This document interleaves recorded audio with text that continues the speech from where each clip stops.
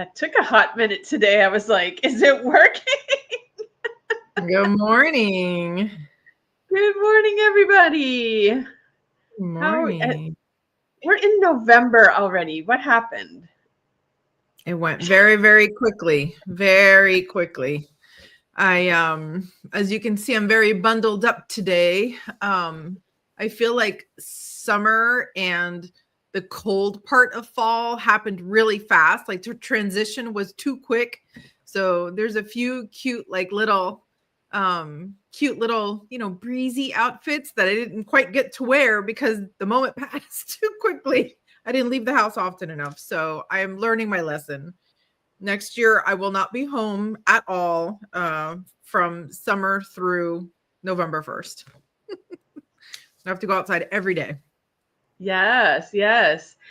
So Friday, right? Friday was Halloween. Mm-hmm. Do you get trick-or-treaters in your neck of the woods? No, it's more centralized. So everybody goes downtown, and then there's a famous street downtown or just off downtown that all the houses are all close together, so it's more trick-or-treat friendly, but the whole town goes and trick-or-treats there. So, and that's just half a mile from actual downtown, and then there's vendors, and everything's a festival. Like if there's an opportunity to pop up a tent and give away candy, like the town is in on it. So there was plenty of Halloween fun had, but no, nobody's going on a mile walk to get to the next house. I didn't think so, but I thought I would ask. But I, who live in a very residential neighborhood, I know there are kids that live in this neighborhood. And maybe they just knew, because I did not go buy any candy because I knew, like, if I bought candy, it would end up in my mouth. And but I did not have a single knock on the door, not one. Well, did you leave your you're supposed to leave your light off. If you leave your light off, then people should know not to knock. I've done that in the past and have still gotten knocks, like lots. Really? Yes. That's funny. Well, I was a little surprised, but happy because I didn't have to ignore the knocks. Usually I would also just like end up not being at home because I don't have kids. I'm not that interested in getting up, and I think it was like frustration too, like in past years. Like I'd get up and answer the door and there'd just be kids in their street clothes, and like, yes, I get it. Like not everybody can afford a costume, but like make some kind of attempt or something. So it's like, it's giving like food out to, like, isn't that supposed to be like the reward for your costume or something? That's funny. I don't know. But I don't know. That's interesting.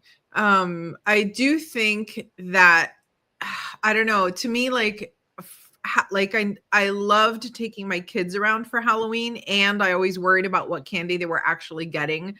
I don't know about you, but I grew up in the time of like, they're putting razor blades in your apples, all this terrifying things, which I've never found anything nefarious in my or my children's, Halloween candy. But I've been on high alert since I was like 5, So anyway, yeah, I don't know what kids are up to, but I do know that trunk or treats have become a lot more popular. So a church or some sort of community group will, gather in a parking lot or a field.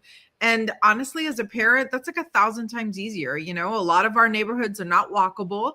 A lot of our neighborhoods don't have sidewalks. And so honestly, I get it. Like being the parent of a small child, I'd rather take my kid to an event where I could have safe parking, know that the people there are somewhat vetted, right? And they're handing out candy in good faith and not putting razor blades in apples or whatever it is that all the bad people are supposed to be doing.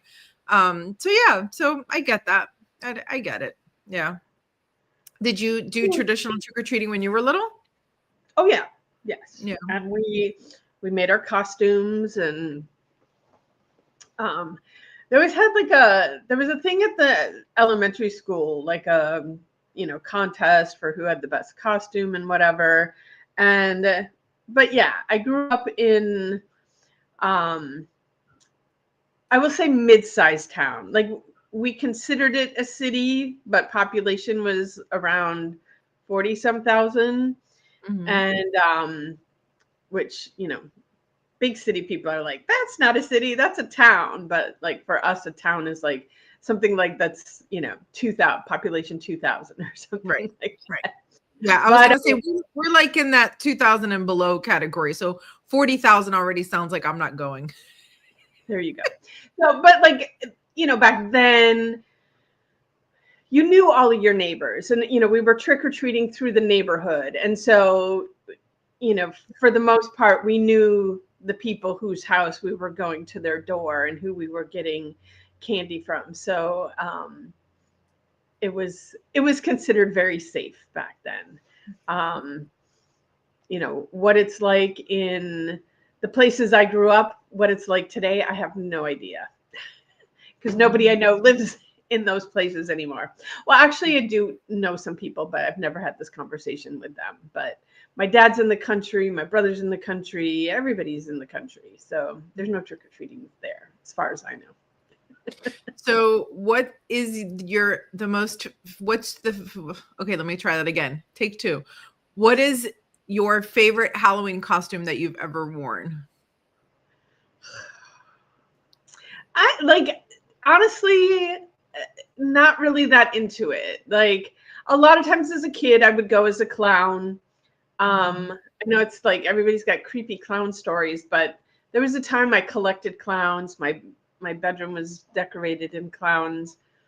Um, as an adult, I typically go as myself, a witch. But I don't know, like, not so much my thing. And you? Mhm. I remember I don't remember dressing up often, but I do remember that one time, I think it was like in 3rd or 4th grade, something like that. Um, I dressed up as Dracula, and I remember it because I got to have like face paint on, so my whole face was white, my lips were bright red, and I had the cape and my hair was slicked back, and so yeah, that was kind of fun being Dracula. That was cool. But yeah, other than that, I mean, even decor in my house nowadays, it's like, okay, I'll put out like 3 pumpkins, 2 crows, and a skull, and we're good. Like, gotta go. I will say I'm not as uh I don't know, dedicated as some, but I really respect those people that put like 1,000 lawn ornaments out and they make graves in their front yard, and like I love it. I love seeing it, and I appreciate those people, and thank you for doing the work because I can't. Yeah, I don't decorate for anything anymore, which is interesting because I grew up in households that we weren't like the, million lights out in the yard, but inside the house, the perfect Christmas trees and all the little Christmas doodads all around the house. Like, I definitely grew up in that. I've attempted to do it from time to time over the years, and I did it for my first Christmas when I bought this house because it was like, I feel like, and then someone stole my Christmas tree, and I was like, I'm done. I'm done. Aw. That's the saddest story I ever heard. Well, and it wasn't like it was stolen on purpose. I had loaned the tree for an event. They needed trees not to be Christmas trees, but to be like pine tree forest trees. Mm. And so, but I could not attend the event, but I was like, sure, I will, you know, you can You borrow my never tree. yeah. And so I got my box back, but it had someone else's tree in it. And I was like, this tree is horrible. I mean, first of all, because my house is tiny, I had like the pencil tree. It was super skinny. Like, and this tree that they put in, how they fit this tree inside my pencil tree box, I don't know. But interestingly, that year, that Christmas, when I opened the box and realized my tree was not in the box, this woman, I don't know how, like, not someone that we're friends or anything, but somehow she pops up in my feed that, she's new to the area, her funds are really limited, but she has 2 little kids and she would really love to have a Christmas tree. Could anybody help her out? And I Mm. was like, I got a tree, it's yours, just pick it up. And There she you did go. came. It was like I had given her the greatest thing in the world. And that was the end of my Christmas decorating. So I feel like that was a beautiful ending. So I don't Yeah, remember this woman's name. I don't know if she's still using that tree, but it worked out perfectly. that's awesome. That's really cool. And we always do a fresh tree. So I'm excited this year to grab a tree from the woods or something. I don't even know how it's done around here, but I'm excited. So, Go find a cut your own and you walk through. And we did that as kids growing up. Like that was something I really enjoyed doing. And the rule was always in my house growing up, because my birthday is on December 1st, everybody. But like a lot of people like to have decorations up for Thanksgiving. And I was like, no Christmas decorations are allowed until after my birthday. And but I remember, like, there were times I remember, like, it had already snowed. And so we're out, like, tromping through the snow, finding our perfect tree. And, we'd find the tree and Dad would cut it down. And yeah, those were cool family memories that you can only have, like, living in a place that has true winter. yeah, that sounds like a National Lampoon's Family Vacation. If that had that been my family, for sure. No, ours was like Leave It to Beaver. Like, everything was perfect. Yeah. Oh, Oh, man. well, very exciting. I'm glad that the holidays have begun. Yeah. And we should probably get on the topic of the day. So, our topic today is from achievement to alignment when success isn't enough. And I just feel like I spend almost every day hearing these stories, people coming in and just struggling with um, work life and not supporting them on a personal level, because so many people have figured out how, they got the career and they're making the money and everything on the outside looks picture perfect, but everything on the inside is not. And how do you see that in this world? Yeah, I mean, I definitely see it. And I mean, I'm 51. I've experienced it at least once or twice in my own life. I think the way that I see it showing up most often is you get on a track with the best of intentions and the desire to achieve and, do all the things, right? Set your SMART goals and, meet your profit first numbers and do all the things, right? And then all of a sudden, like 20 years later, you kind of wake up and you're like, hey, wait a minute, what was I doing anyway? And that's kind of the thing I see the most often, is burnout being the trigger for I'm doing everything. Why aren't I happy? And I think what I've seen the most is that somewhere along the line, that compass, that true north, guidance system kind of fell by the wayside.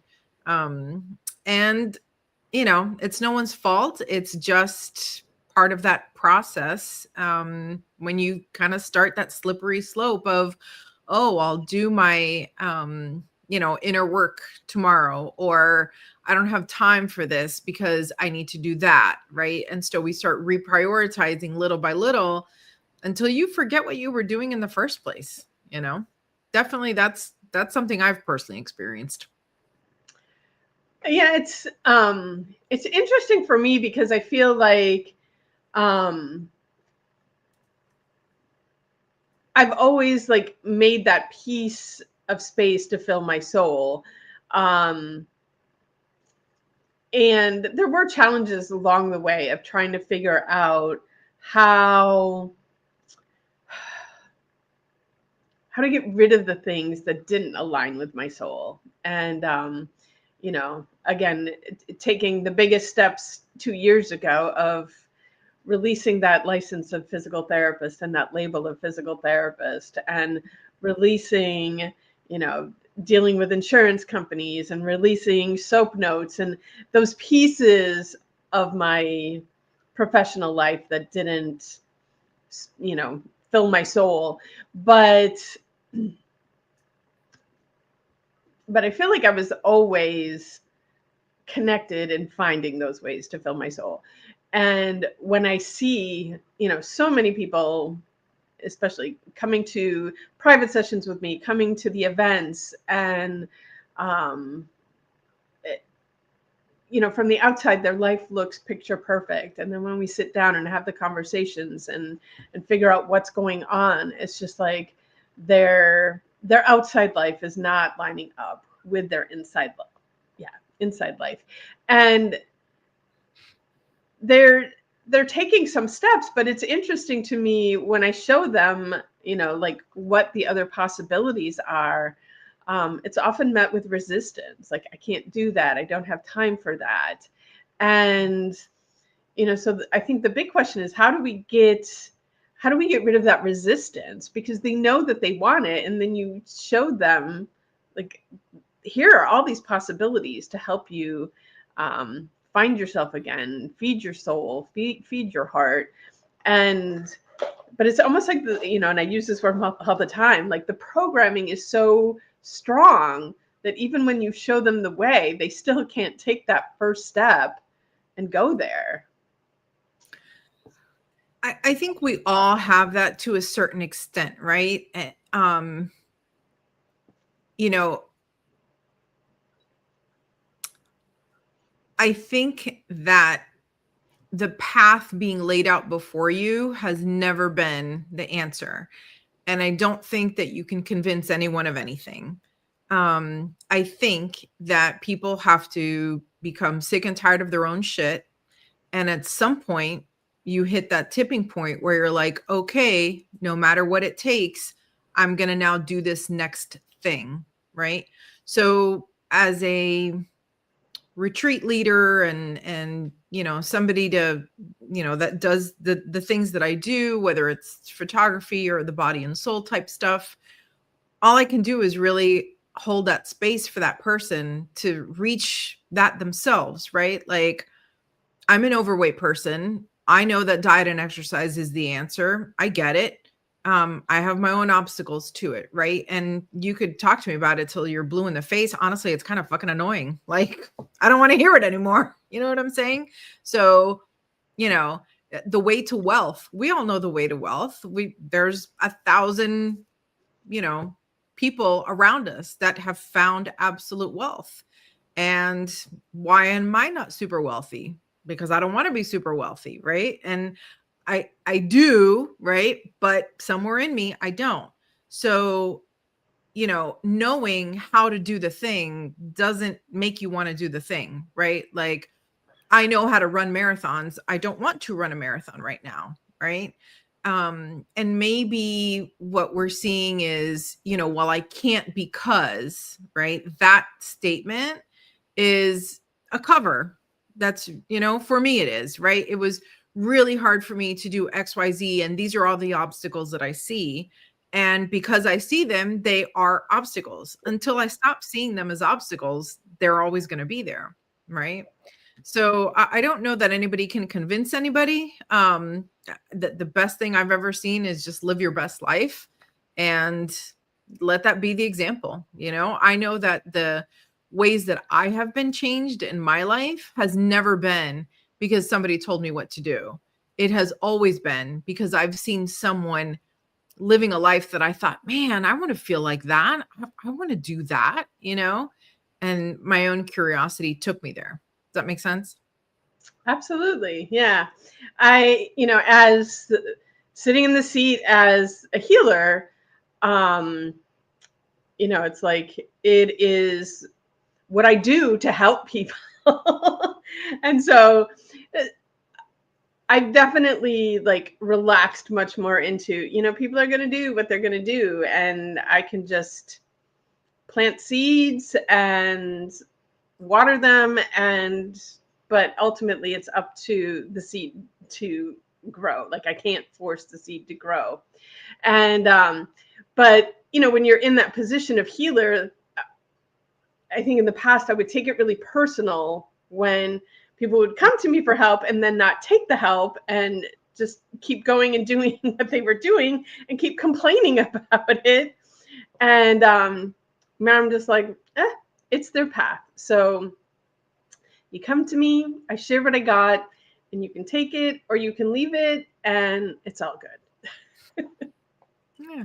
I mean, I think the hardest thing is, as a person who needs change, right, is realizing that you're the only one that can do the change, you know? I mean, that's really the bottom line. And that's, to me, the biggest hurdle is realizing that you can hire a million people to do a million things, but there's a part of that inner work that's just got to be you, you know? And when you don't tackle it, then you end up with the same patterns in your life, right? Like people that get really successful and then they lose everything, and then they get really successful again and then they lose everything again, right? Or people that are super successful in their business lives, but their love lives are always a wreck, you know?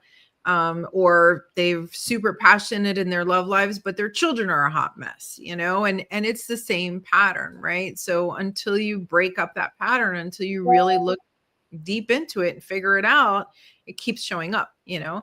And I think that's the achievement / misalignment, you know, trap, right? It's like, okay, I've done all the things. Why aren't I happy? And, you know, hey, be happy that you did all the things, because now you have a nice little bank account and you can come to our retreats.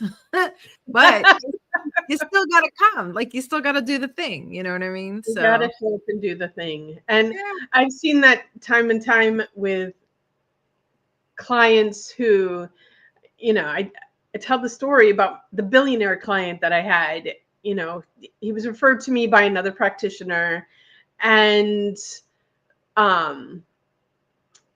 very early on, I was like, something's weird about this guy. I don't know. So I don't normally do this, but I'm like, I Googled this guy, and like Google's like, oh, you know, this guy's a multi-billionaire. And I'm like, oh, holy crap.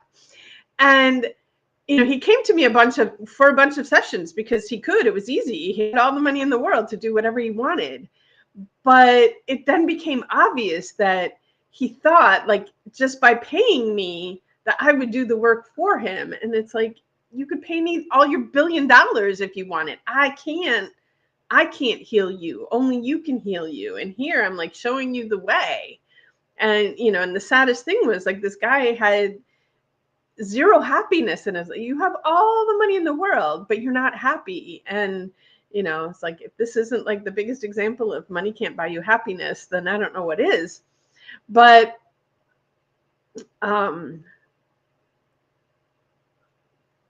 like, we all have it within us to make these change and shift. And it's the remembering of it. You know, we've all forgotten, you know, we get born into this 3D world and our memory is erased, and then we got to try and figure it out.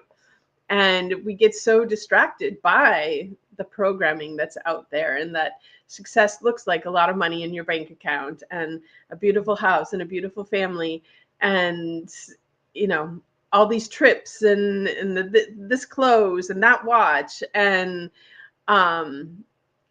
you know, if you're just doing it to do it, not because it's truly your heart desire, like, no, it's not going to create happiness.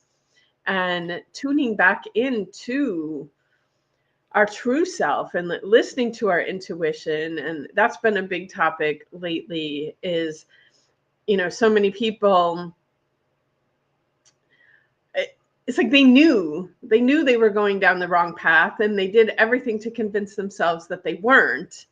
And so they ignore their intuition, and then the claim that they don't have intuition. But when we sit down and talk about it, it's like, yes, they have the intuition. They just didn't listen to it. And I think, you know, that's the most important thing that you can do, is listen to yourself, your intuition, not that ego voice that's talking in your head and telling you what you should do, but listening to that intuition of telling you what your heart wants you to do. And, you know, talking about the compass, like, that is the compass. Let your heart be your compass, and remember the truth of who you are. That sovereign divine being that's within each and every one of us.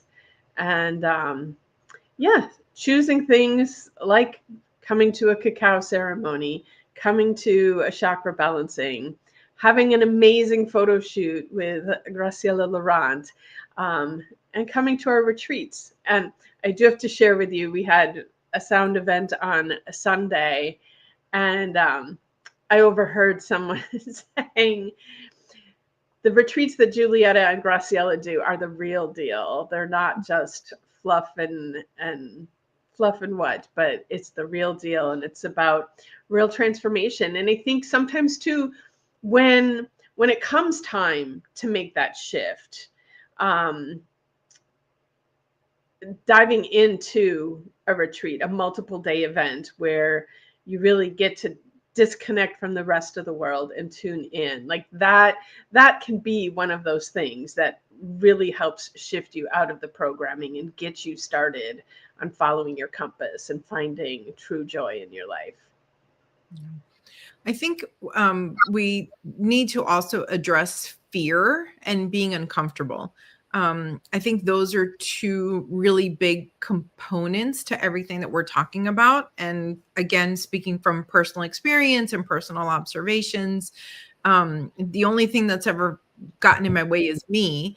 And I always talk about our brains like this sweet little organ that's just trying to do its best to keep us safe and keep us alive. Bless its little heart. But it is the most chicken shit organ in our entire body, a natural overthinker. And so when it sees discomfort, it's going to steer you away from it, you know? And the worst part about that kind of anxiety is that the longer you try to ignore it, the bigger it gets. So then I call it, not me, everybody calls it doing the work, right? And so doing the work, every time I say it, it sounds scarier and scarier and scarier.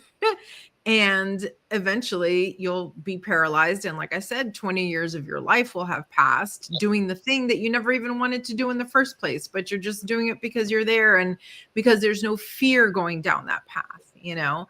The biggest leaps I have made in my life have been the absolute most terrifying things. And I remember, like, when I discovered that pattern, when I discovered that if I do the thing that terrifies me the most, I get the biggest reward, that was really one of the huge turning points in my life, you know? And I could tell story after story. If y'all want to come for a cacao and cards, I'll tell you the whole story.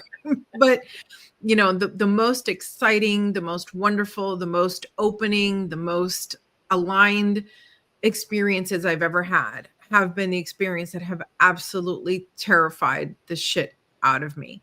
And some of it was simple, you know, like walking away from certain commitments that I had made, you know, or outgrowing certain things or people. I mean, God knows there's plenty of people that I used to, you know, talk to 30 years ago, and I don't talk to them today because they no longer served me. And it was really terrifying to put an end to that. But I'm so much better in my life right now because I don't have that toxicity next to me, which in the moment, maybe it wasn't. In the moment, it was what I needed, but it's not what I need now. So I think it is a deliberate and important practice to be comfortable with being uncomfortable. And I will tell you that I have survived 100% of the uncomfortable, terrible things in my life. I don't know where I first heard that, but it said, remember that you have survived 100% of your days. Like, I have made money, lost money. I have cried to fill rivers. I have done 100 terrible things in my life, said 100 terrible things in my life. And all of these things are okay. And I'm still here and it's fine. And I'm doing all right. So don't let the fear of what could be or what might happen stop you from trying. Just check it out. You know, if it scares you a little bit, good. That means you're curious. There's something interesting happening. So go for it. Yeah, you know, we did this transformational training a while back, and one of the things that was part of the program was doing things that stretched you. And, of course, you're sitting in the uncomfortableness of that and the fear of that. And one of, I think, like the greatest gifts that training gave me was like the experience of doing that thing that is so uncomfortable and seeing the rewards on the other side of it. And I was actually thinking about this the other day, because I went on a whole slew of just doing uncomfortable thing after uncomfortable thing after uncomfortable thing. It was almost, it was almost like an addiction, because it would feel so good to get on the other side of that. So I was just like, what can I do next? What can I do next to push myself? And not that I don't always push myself, but I was like, I feel like I'm like lacking a little bit of the extreme pushing lately. And so I'm like investigating a little bit, like where can I find another, a little bit harder push. But I also say that to like find, even if you can find that like simpler thing that feels scary, and just try that and see what's on the other side of that. Like if you take a baby step and do it and see like, oh, wow, that wasn't so bad. I actually liked what was on the other side of that. And then that gives you the impetus to, choose the next scary thing that, that your heart is saying yes, but your head is saying no. But just try it and see where that leads you. Because I feel like once you've broken that cycle of choosing the scary thing, then it just becomes like the thing to do, the scary thing, and see what's on the other side of it. And no, and not every single thing is perfect and the right choice. Or I shouldn't say the right choice, but you're not always going to have huge successes on the other side of that scary thing. But you will always learn something about yourself. It will help you set that compass and, help you find the path. Yes, sometimes you have to go down a sidetrack way that wasn't necessarily getting you to your destination faster, but it's teaching you important things along the way. And, not that I like quoting big corporations, but I'm going to quote Nike here and say, just do it. There you go. The other thing that I think is important is letting people like be honest and let people tell you that they feel like shit.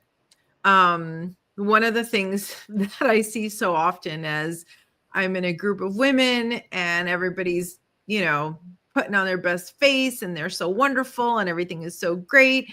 And then as soon as that, group disbands, I get individual calls from individual people telling me how they really feel. And so I haven't quite figured out what the magic number is. I think groups of 4 to 5, maybe people feel comfortable saying really how they feel.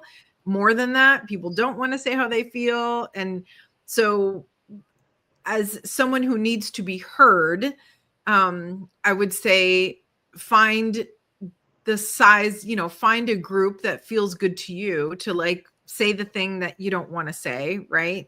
And also as someone who holds space for others, when people tell you stuff, like let them have what they have. Do you know what I mean? Like I'm so anti toxic positivity.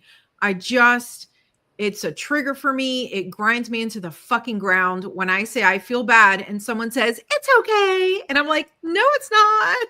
Like that I can't stand. So you can always call me and tell me that you hate your family. It's okay.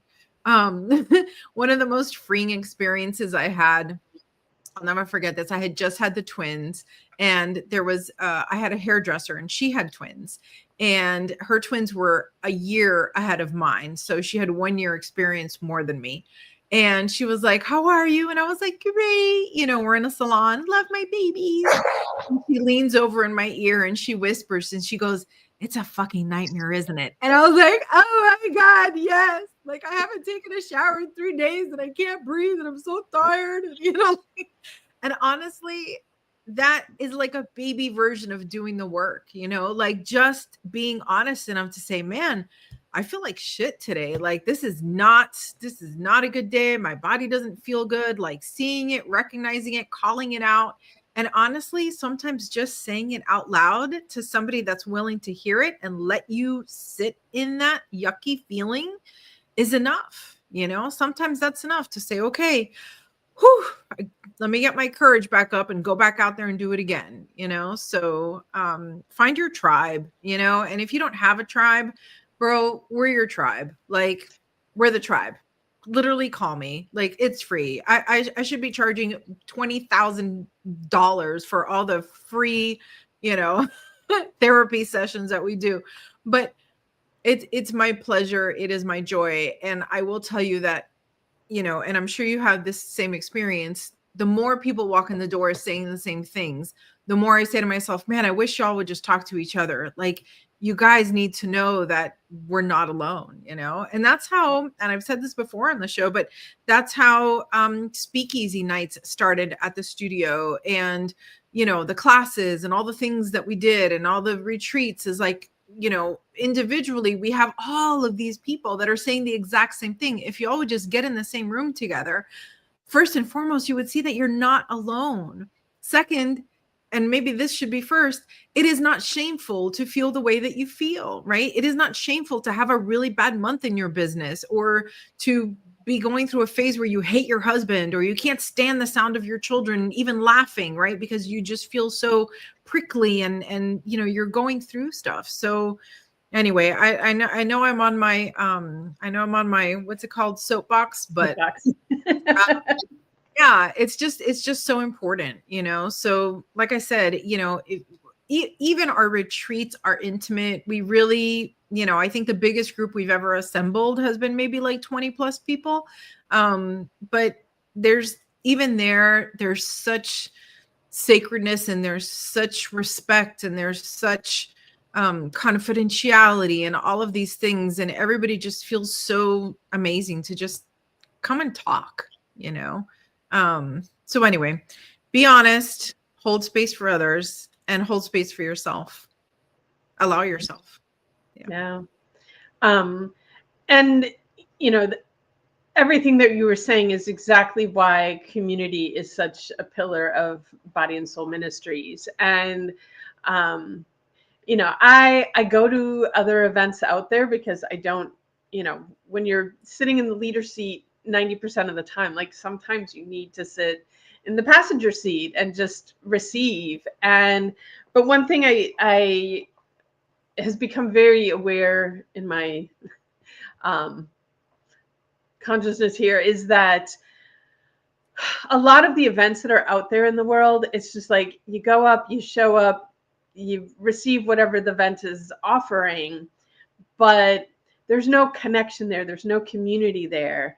And that's what I love about our retreats, our cacao ceremonies, all of these events are creating community. And the people that show up is like, yes, I remember you from last time. And then they start creating connections. And so the tribe is just expanding and expanding. And all these people are supporting each other. And they've learned from being in our spaces that, you know, being honest and being there for each other is what heals and what changes things in this world. And so, you know, community is huge, and find your community. And like Graciela said, if you can't find it out there, find it with us, because we are here to create a loving, supportive, safe community for all of us to find ourselves and to find our north and do it. You know what's really funny? One of the things that I love about retreats and all the personal development, all of that stuff, is like how quickly people bond with each other. And I'm one of those people. And how little anyone cares about the things that we think identify us the most. So in retreats, rarely do I ever find out what somebody does for a living, where they live, what their last name is. Sometimes it doesn't even come up if they're married or not, or have children or not, because all of that stuff is important when you look at the world this way, right? But when you really look at the world this way, like the way that it comes from your heart, none of that stuff matters. And so, like, if you want to talk about building your business, if you want to say, well, I don't have time to feel better, but I need to make more money. Great. I have the perfect solution for you. Join a retreat, join one of these communities. You create such beautiful, fun, crazy bonds with people that once you find out what they do for a living, you don't care what it is, you want to buy it. I don't care. Like, what do? You sell something, perfect. I'm going to buy that. You crochet, you're a potter, I don't know, you're a doctor, you're a roofer, whatever it is. I know I'm going to use you. Why? Because I have now met you on a soul level, on a real level. I know you're not a scammer. I know you're not a liar. I know you, right? Like, you get to know who people really are. And to distinguish yourself like that in your field, you're a lawyer, you're a doctor, whatever it is, man, that's amazing. I'm going to go to you for the rest of my life. Right. So even if you don't want to talk about your icky feelings or whatever that stuff is, if you really want to push your business ahead, you build yourself an army. And that's the fastest way to build yourself an army, is to be out there in a community like that. That's what I think anyway. Yes. All this talk about retreats, reminder to everybody, January 9th through the 11th, we have the Wild and Free in Sebastian, Florida. We still have a few spots for that. And so if you're interested, you can find it on the Body and Soul Events website, or reach out to Graciela or I. We would be very happy to speak to you about it. And yeah, it's going to be magical, wild, and free. All right. I think that shows a wrap. And thank you all for listening. And if you enjoyed this episode, share it with a friend. We always love new listeners. And have a magical day, everyone. All right. Bye, guys.